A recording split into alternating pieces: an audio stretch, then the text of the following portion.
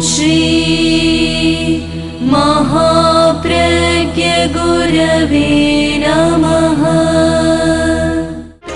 जिसके सांसों में रहता है शाश्वत शांति का स्पंदन, उस महाप्रज्ञ को वंदन, उस महाप्रज्ञ को वंदन। सत्य अहिंसा अनेकांत को अर्पित जिसका तन मन, उस महाप्रज्ञ को वंदन, उस महाप्रज्ञ को वंदन। जिसके सांसों में रहता है शाश्वत शांति का स्पंदन, उस महाप्रज्ञ को वंदन, उस महाप्रज्ञ को वंदन।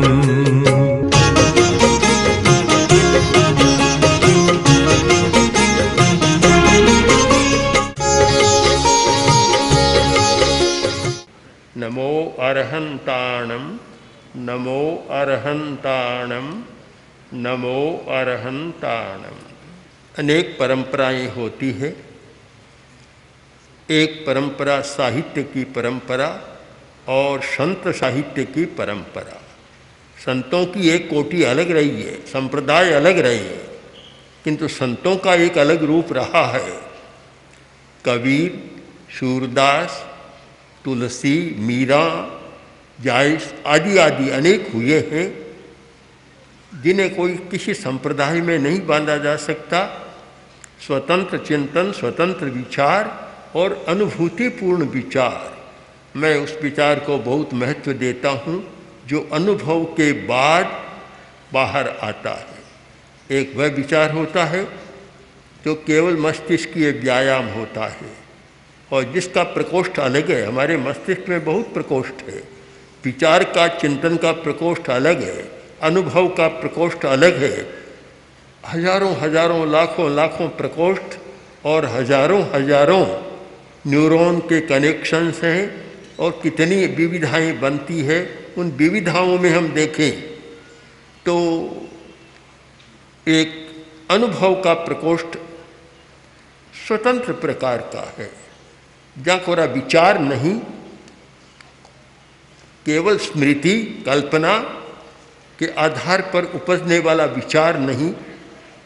वहाँ जिसका रसास्वाद किया है और भीतर की गहराइयों में जाकर जिसे परखा है और जो उपजा है, वह विचार। आगम साहित्य में दो शब्द आते हैं, एक तो मस्तिष्क से या बाहर से होने वाला ज्ञान और एक होता आय समुत्थ। प्राकृत का शब्द आय समुत्थ, आत्मा से उठने वाला ज्ञान। वह ज्ञान न पुस्तक की अपेक्षा रखता, न पढ़ाई की अपेक्षा रखता, न किसी परिस्थिति की अपेक्षा रखता, भीतर से ही उपजता है। उसका स्रोत हमारे भीतर है। हम लोग बाहर के ज्ञान से तो बहुत परिचित हैं, किंतु भीतर के ज्ञान से बहुत कम परिचित हैं। इसलिए वैचारिक वाणी तो हमारे सामने आती है, पर अनुभव की वाणी बहुत कम आती है। और मैं उस वाणी को बहुत मूल्य देता हूँ जो भीतर से आई है, जिसका स्रोत भीतर है और उन लोगों से आई है जो लोग बहुत पढ़े लिखे नहीं हैं, जिन्होंने कोई डिग्री प्राप्त नहीं की है, न कोई पीएचडी किया, डीलिट किया और कोई उपाधि नहीं, कोई विशेषज्ञता प्राप्त नहीं की, कुछ भी नहीं, किंतु भीतर का स्रोत इतना प्रबल हो जाता है कि उसमें से जो निकलता है उस पर लोग पीएचडी भी करते हैं, डीलिट करते हैं और बहुत कुछ करते हैं। पता नहीं कबीर पर कितना कुछ हो गया होगा, सूरदास पर भी कितना हुआ होगा, कार्य हुआ और आज भी हो रहा। तो हम दोनों दृष्टियों को सामने देखकर चले कि एक भीतर का ज्ञान अंतश्चक्षु और एक बाहर का ज्ञान बाहर का चक्षु, जो पुस्तकों से पढ़ने के कारण या श्रवण के कारण मस्तिष्क के कुछ प्रकोष्ठ ऐसे जागृत हो जाते हैं जो ज्ञान का विकास होता है। और कुछ ऐसे जो भीतर से होता है। भीतर के ज्ञान का एक उदाहरण बताऊं। आचार्य भिक्षु के पास एक व्यक्ति आया, आकर बोला, बिखन जी बताओ घोड़े के या गाय के पैर कितने होते? आचार्य भिक्षु बोले 1, 2, 3 और 4। प्रश्नकर्ता बोला कि मैंने तो सुना है कि भिखन जी बहुत बुद्धिमान है, और आपने तो ऐसे गिना जैसे छोटा बच्चा कोई नौसिखुआ बच्चा गिनता है, 1, 2, 3, 4। झट उत्तर दिया जा सकता था। आचार्य भिक्षु ने कहा कि मैं उत्तर तो झट दे देता, पर मैं जैसे ही बोलता 4 तो तू कहता कि कान खजूरे के पैर कितने होते हैं। कांसलाओ कहते हैं मारवाड़ी, कांसलाओ कान खजूरे के पैर कितने होते हैं। तो फिर मैं सोचता, तब तू कहता कि पहले तो झट बोल दिए, अब बोलो तो पता चले। बोला महाराज क्षमा करना, सोचकर तो यही आया था। अब कैसे पता चला? ये बहुत अंतर्दृष्टि वाले लोग होते हैं, वे हर घटना को अपने अंतश्चक्षुष के द्वारा ग्रहण कर लेते हैं और उसका समाधान भी कर देते हैं। एक नहीं, शायद 50 ऐसी घटनाएं हैं कि जिनके द्वारा हमें पता लगता है कि उनका अतीन्द्रिय ज्ञान, अतीन्द्रिय चेतना और अंतश्चक्षु उद्घाटित था। जो साहित्य में भी लिखा उसी भाषा में लिखा, उसी अनुभूति की भाषा में लिखा। और सबसे बड़ी बात है कि जिसमें अतीन्द्रिय चेतना जागृत होती है वह व्यक्ति आग्रह में नहीं जाता। जो आग्रही होते हैं वे लोग होते हैं जिन्होंने सत्य का अभी साक्षात्कार नहीं किया, सत्य को बहुत कम समझा है, उनमें आग्रह पनपता है। थोड़ा ज्ञान एक बात को पकड़ लेते हैं, उनमें आग्रह होता है। दो कोई मित्र मिले और भोले आदमी थे, अज्ञानी थे, और आग्रह पूरा था। एक ने कहा मैं हर कोई काम कर सकता हूं, तो उसने कहा हर कोई काम कर सकते हैं, तो चलो इस छाया को पकड़ो, तुम्हारी छाया आगे आगे चले, उसको पकड़ो। ज्ञान कम था और आग्रह भी था, ये जोम भी था कि मैं सब कुछ काम कर सकता हूँ, तो पकड़ो छाया को, पकड़ो। अब छाया को पकड़ने दौड़ा, छाया और आगे सरक गई, फिर दौड़ा, फिर सरक गई। कई किलोमीटर तक चला, लोग भी साथ चले, दौड़ता गया, परेशान हो गया। रास्ते में एक कोई समझदार आदमी मिला, बोला रे आज क्या हो गया, परेशान क्यों है? कि भाई क्या बताऊं, फंस गया आज तो। क्या? कि मैं सदा ही कहता हूं कि मैं हर काम कर सकता हूं, कोई काम ऐसा नहीं जो मैं न कर सकूं, तो आज तो मैं फंस गया। क्या हुआ? कि इन लोगों ने फंसा दिया, देखो पीछे आ रहे हैं। उन्होंने कहा हम तुम्हारी शक्ति को जब माने कि जब तुम अपनी छाया को पकड़ लो, और बड़ी परेशानी हो गई, छाया पकड़ में नहीं आ रही है, जैसे दौड़ता हूँ आगे चली जा रही है। उसने कहा रे बहुत सीधा काम था, बहुत सीधा काम। क्या? कि तुम इधर मुड़ जाओ, दिशा बदल दो। दिशा बदली, छाया पकड़ में आ गई। वह व्यक्ति जो अनुभूति के साथ होता है उसमें आग्रह नहीं होता। हमें हर जगह दिशा परिवर्तन और दृष्टि परिवर्तन, हमारी दिशा बदले और दृष्टि बदले। जब तक दिशा और दृष्टि नहीं बदलती तब तक आदमी में आग्रह पनपता रहता है। मैं मानता हूँ आचार्य भिक्षु एक संत थे, संत। अब शायद आचार्य हम आज कह रहे हैं, उन्होंने कभी अपने लिए आचार्य शब्द सुना या नहीं मुझे नहीं पता। संत भिखण जी, बस संत ही कहते, संत भिखण जी रो स्मरण कीजिए। उन्हें संत कहते, संत थे वास्तव में, आग्रह नहीं था। कोई प्रसंग आया तो उन्होंने कहा कि देखो आग्रह मत रखो, किसी बात का आग्रह मत करो, सच्चाई को समझने का प्रयत्न करो। तो बोला कि ये तो मेरी पुरखों की बात चली आ रही है, मैं इसको कैसे छोड़ दूं? आज की बात नहीं, पूर्वजों से ये चल रहा है हमारे घर में, मैं इसको कैसे बदल दूं? तब उस प्रसंग को लेकर आचार्य भिक्षु ने लिखा कि बाप तलाई जानने खावे गार गिवार। जो बुद्धिहीन आदमी होता है वह क्या करता है, एक आदमी छोटी सी तलैया और पानी भी लगभग कम रहा, थोड़ा कीचड़ सा रहा, उसको चुल्लू भर भर के पी रहा था। दूसरा आदमी उधर से आया, उसने देखा और कहा भी क्या इतना गंदा पानी क्यों पी रहे हो? 1 किलोमीटर पर जाओ, बहुत बड़ा तालाब, बड़ा स्वच्छ पानी है, वहाँ पानी पियो जाकर, ये गंदा पानी क्यों पीते हो? वो बोला मुझे सलाह देने की ज़रूरत नहीं है, तुम चले जाओ, मैं तो इसी का पीऊँगा। क्यों पियोगा, क्यों पियोगे? तब वह बोला बाप तलाई जानने खावे गार गिवार। ये मेरे बाप की तलाई है, पानी पीऊँगा तो इसी का पीऊँगा। इस बात को लेकर आचार्य भिक्षु ने एक सुंदर सूक्त बना दिया कि बाप तलाई जानने खावे गार गिवार। कम समझ है वह ऐसा करता है। आग्रह और समझ जहाँ नहीं होती, समझ, उन्होंने 2 बात पर बहुत बल दिया, एक तो अनाग्रह, एक परीक्षा। परखो, परख करो हर बात की, ऐसी स्वीकार मत करो। परीक्षा के बिना केवल रूढ़ धारणाओं के आधार पर किसी बात को स्वीकार मत करो, पहले सोचो समझो, परीक्षा करो। उन्होंने कहा था कि कोई घड़ा खरीदने भी जाता है तो 2 पैसे का घड़ा, 1 पैसे का, उस जमाने में 1 पैसे का घड़ा, उसको भी खरीदता है तो पहले ठोला मारता है, पहले टकोरा देकर परख करता है कि फूटा हुआ तो नहीं है। तो भला सच्चाई को स्वीकार करने में आंख मूंद कर मत करो, पहले उसकी परीक्षा करो।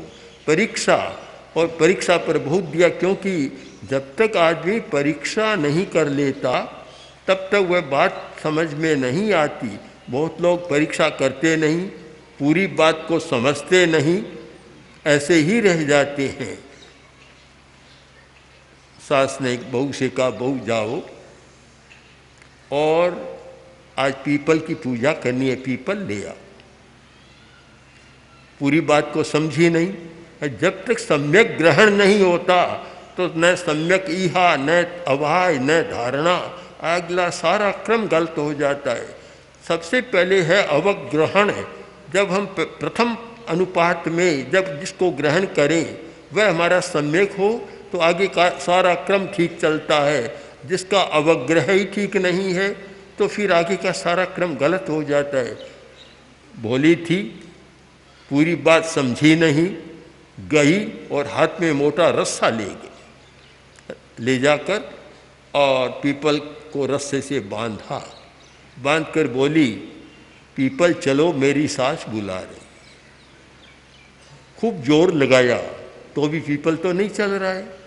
पीपल तो जहाँ का तहाँ खड़ा है, आगे सड़क ही नहीं रहा है। उसने फिर कहा कि पीपल चलो, नहीं चल रहा है। 10-20 मिनट हो गई, नहीं चल रहा है। कोई उधर से रास्ते से एक समझदार आदमी आया, उसने देखा और बोला क्या कर रही हो? कि देखो पहला तो मौका है, सास ने मुझे पहला काम सौंपा, आज भी मैं असफल हो रही हूँ और पीपल ऐसा ढीठ मिला, एक बात नहीं सुन रहा है मेरी बात। मेरी सास ने कहा पीपल ले आओ, पूजा करनी है और ये चल नहीं रहा है, देखो मेरे हाथ लहूलुहान हो गए। उसने देखा बहुत भोली है, उसने कहा बहन ऐसे नहीं होगा, मैं तुम्हारा काम कर देता हूँ। पीपल पर चढ़ा, एक टहनी तोड़ी कि यह लो ले जाओ, तुम्हारा काम हो जाएगा। आचार्य भिक्षु ने इस सारे संदर्भ को लिखा कि पीपल बांध मूर्ख जूं ताने। पीपल को बांध कर खींचता है, खींचातान करता है, समझदार नहीं होता। हम केवल रूढ़ी पर न चले, हर सच्चाई को एक उदार चिंतन, विशाल दृष्टिकोण, व्यापक अवधान के द्वारा समझने का प्रयत्न करें। आचार्य भिक्षु का जो प्रसंग चल रहा है एक संत परंपरा का और एक महान संत का जिन्होंने संतत्व का पूरा सम्मान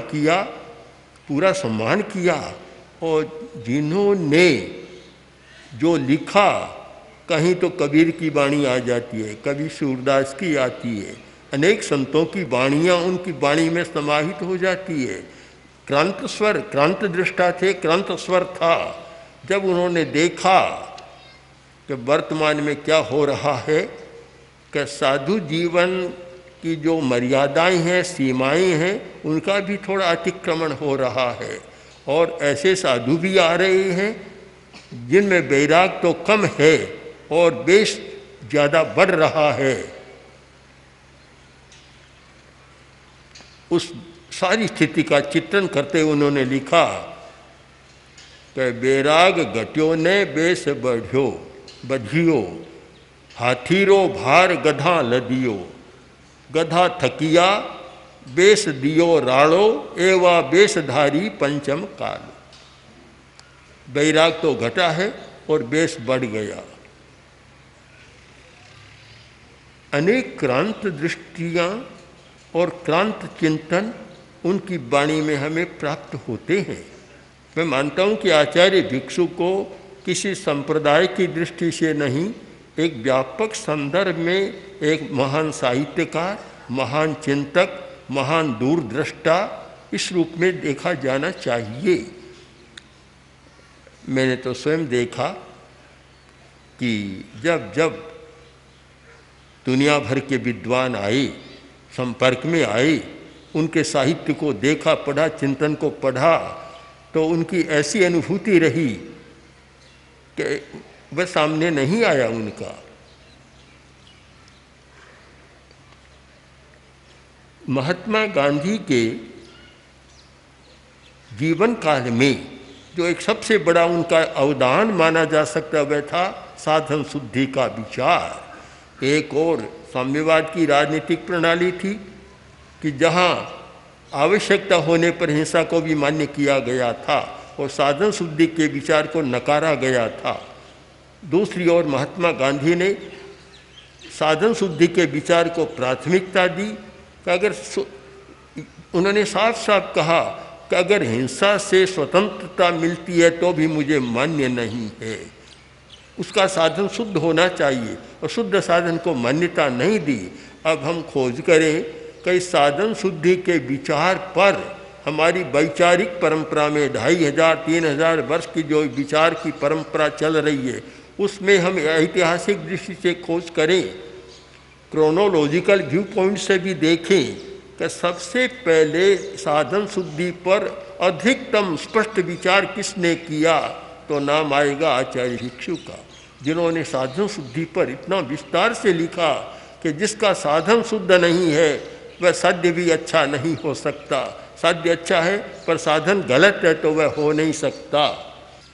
हमें किसी भी व्यक्ति को देखना है तो थोड़ा चश्मा बदलना जरूरी है।